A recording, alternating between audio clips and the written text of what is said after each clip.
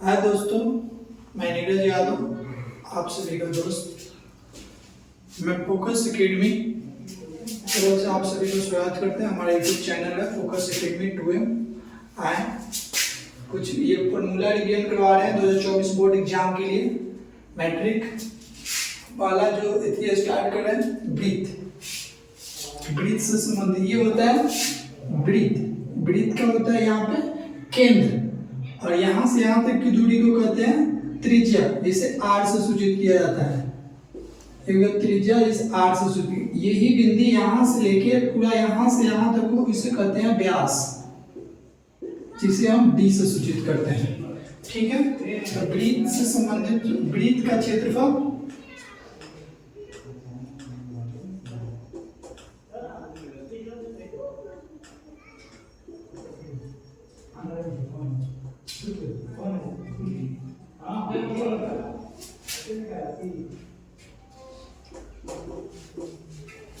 Breathe का क्षेत्रफल का सूत्र होता है पाई आर स्क्वायर। ब्रीथ का परिधि या परिमाप, परिधि को इसे कहते हैं, ये ब्रीथ का इसलिए होता है परिधि, साइड वाला पार्ट। इसका सूत्र होता है 2 पाई आर। और एक और सूत्र होता है, जैसे हम जानते हैं कि त्रिज्या जो होता है व्यास का आधा होता है। त्रिज्या जो होता है व्यास का आधा होता है, यानी 2r बराबर d होता है। और यहाँ ये है ब्रीथ,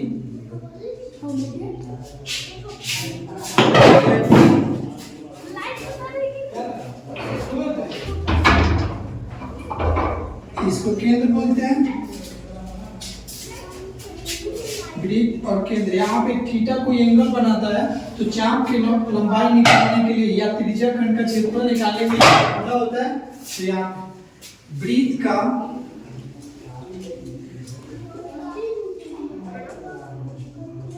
त्रिज्या खंड का क्षेत्रफल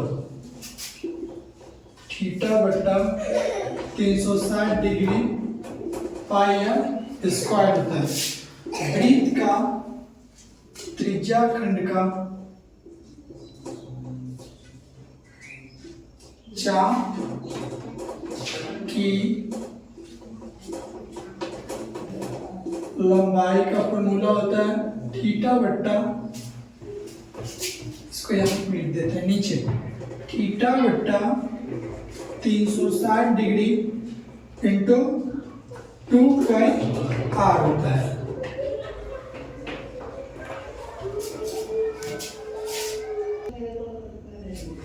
आइए अब घनाभ को देखते हैं और घन को देखते हैं।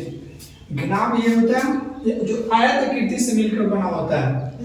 इसमें किनारा होते हैं 12, जैसे किनारा इसके लाइन वाले बोलते हैं 1 2 3 4 5 6 7 8 9 10 11 12 किनारा होते हैं। शीर्ष 8 वो होता है 1 2 3 4 5 6 7 8 वो शीर्ष होते हैं।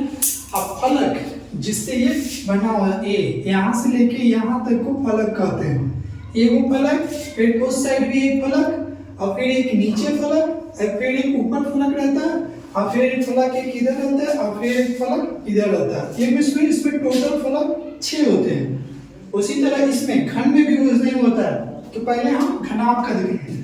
तो घनाभ का सब देख लिए, किनारा कितना होता है 12, शीर्ष कितना होता है 8, फलक कितना होता है 6।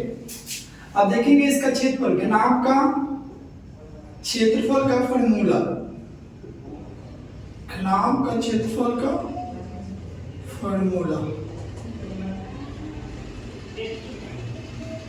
2 cos LB plus BH plus HL, यही होता है फॉर्मूला। इसको बोलते हैं लंबाई, इसको बोलते हैं हाइट, इसको बोलते हैं ब्रेड्थ। घनाभ का पहला हो गया, अब घनाभ का दूसरा। घनाभ का आयतन का फॉर्मूला A होता है इंटू B होता है इंटू h होता है। घनाभ का आयतन का formula L into B into H. घनाभ का विकर्ण का फॉर्मूला, घनाभ का विकर्ण का फॉर्मूला होता है root under L square plus B square और प्लस एच स्क्वायर, यही होता है फॉर्मूला। और एक और होता है वक्र पृष्ठ को या चार दीवारी का क्षेत्रफल का फॉर्मूला। घनाभ का चारों दीवारों का क्षेत्रफल होता है 2l plus B into H होता है। बस घनाभ का एक फॉर्मूला होता है। घनाभ में कितने किनारे होते हैं? 12 शीर्ष कितने होते हैं? 8, फलक कितने होते हैं? 6। घनाभ का क्षेत्रफल कितना होता है? 2 cos lb plus bh into plus h into l, यही होता है। घनाभ का आयतन का l इंटू b इंटू h। घनाभ का विकर्ण का सूत्र root under a square plus b square plus h square होता है। घनाभ के चारों दीवारों का क्षेत्रफल होता है 2 cos l plus b plus into कोष्ठ। इसको चार दीवारी के क्षेत्रफल बोल सकते हैं या पृष्ठ का भी क्षेत्रफल बोलते हैं, पार्श्व पृष्ठ का भी क्षेत्रफल। अब देखेंगे अगला घन।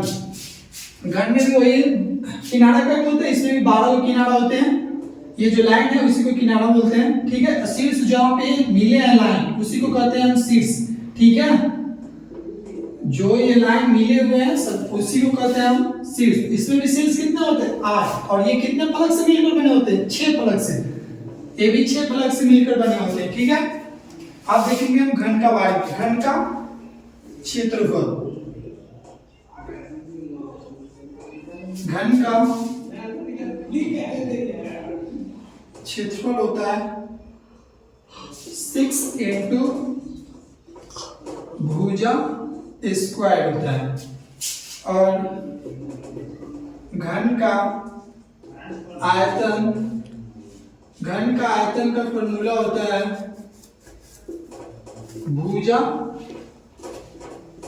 क्यूब। और घन का विकर्ण का फॉर्मूला होता है √3 इंटू भुजा।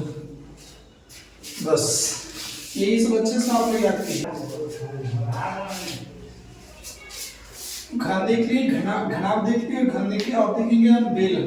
बेलन ऐसे होता है सिलेंडर का कार्य, और ये ऊपर नीचे दो वृत्त तरह का वृत्त का ही बना होता है, ठीक है।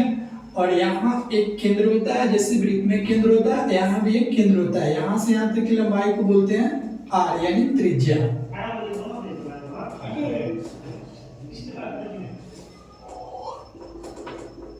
ऊपर भी और नीचे भी हो गया। और यहाँ से लेकर यहाँ तक को क्या कहते हैं? हाइट कहते हैं, ऊंचाई। इस h से सूचित किया जाता है। ये होते हैं बेलन की त्रिज्या और ये होती है बेलन की हाइट। ये दोनों त्रिज्या आपस में ही बराबर होते हैं, ठीक है। अब बेलन का क्षेत्रफल का फॉर्मूला, बेलन का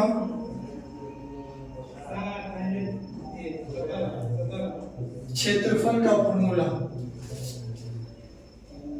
बेलन का संपूर्ण क्षेत्रफल का फॉर्मूला, बेलन का वक्र पृष्ठ का क्षेत्रफल होता है 2πr/h।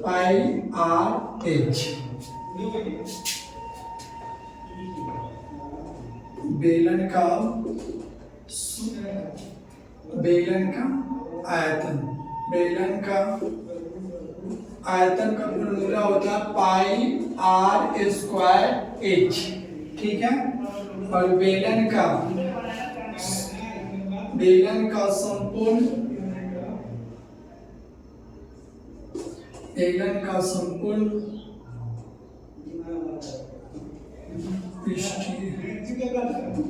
पृष्ठीय क्षेत्रफल होता है 2 पाई आर प्लस एच हो गया। ये बेलन का वक्र पृष्ठ का क्षेत्रफल का सूत्र होता है 2 पाई आर एच, और बेलन का आयतन का सूत्र होता है पाई आर स्क्वायर एच, और बेलन का संपूर्ण पृष्ठीय क्षेत्रफल होता है 2 pi R cos R plus H. अब हम आगे चलेंगे शंकु के बारे में। यहाँ पे थोड़ा शंकु है, यहाँ में एक नीचे रहता है वृत्त, यहाँ टोपी की तरह रहता है, ठीक है, इसको शंकु कहते हैं। यहाँ पे भी एक केंद्र होगा, ठीक है, यहाँ से यहाँ तक की कोई जो लंबाई होती है उसको बोलते हैं त्रिज्या। जैसे वृत्त में होता है त्रिज्या, उसी तरह यहाँ भी होगा। और यहाँ से एक लाइन आती है, इसको बोलते हैं ऊंचाई।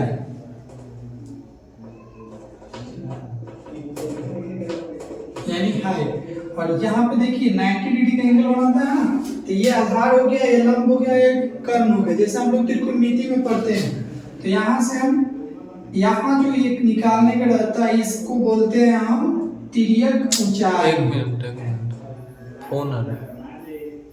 तिर्यक ऊंचाई।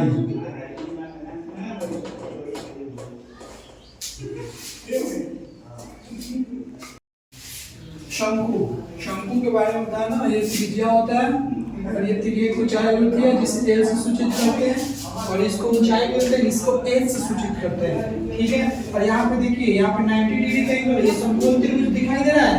तो यहाँ पर हम अपना जो त्रिकोणमिति में हम बनाते हैं, जहाँ संपूर्ण त्रिभुज बनता है 90 डिग्री, और इसके सामने कौन सी होता है, कर्ण होता है, और इसके सामने कौन लंब होता है, और ये आधार होता है। उसी तरह इसमें भी करते हैं, ठीक है। इसके एल निकालने का एक फॉर्मूला होता है root under H square plus R square. ये होता है तिर्यक ऊंचाई निकालने की फॉर्मूला। आप देखेंगे शंकु का आयतन का सूत्र 1/3 होता है into pi R square H. बेलन में क्या होता था, खाली पाई आर स्क्वायर एच, इसमें क्या होता है, खाली 1/3 लगा देते हैं, वही सूत्र लिख देते हैं। अब यहाँ शंकु का वक्र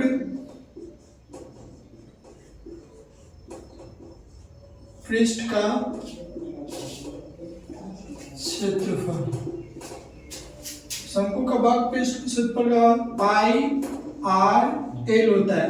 पाई हो गया, आर हो गया, एल हो गया। एल कहां से निकालेंगे, H square plus R square root under, यहां से एल निकलेगा, ठीक है। आगे एक और फॉर्मूला होता है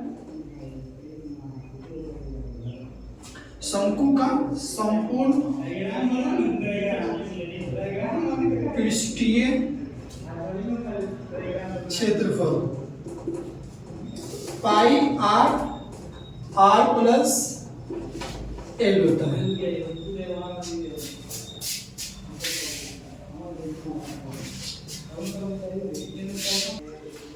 बेलन हो गया, शंकु हो गया, हम गोला को देखेंगे। गोला क्या हो गया, गोला होता है ठोस आकृति होता है, ठीक है। वृत्त खाली एक बल्ला की तरह होता है, और ये गोला जो होता है ठोस आकृति होता है, गेंद जैसा होता है वैसे। इसमें भी एक केंद्र होता है जो इससे यहां से यहां तक की दूरी को कहते हैं आर, इसको त्रिज्या बोलते हैं। अब देखो गोला का आयतन होता है 4/3 पाई आर क्यू, और गोला का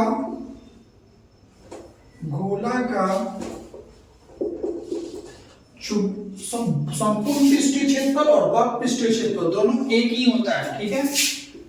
संपूर्ण पृष्ठीय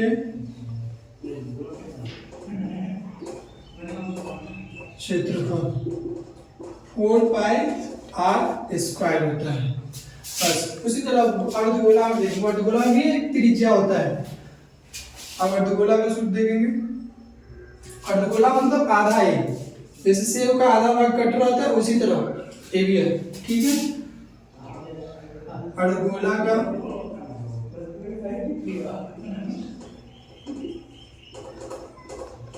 आयतन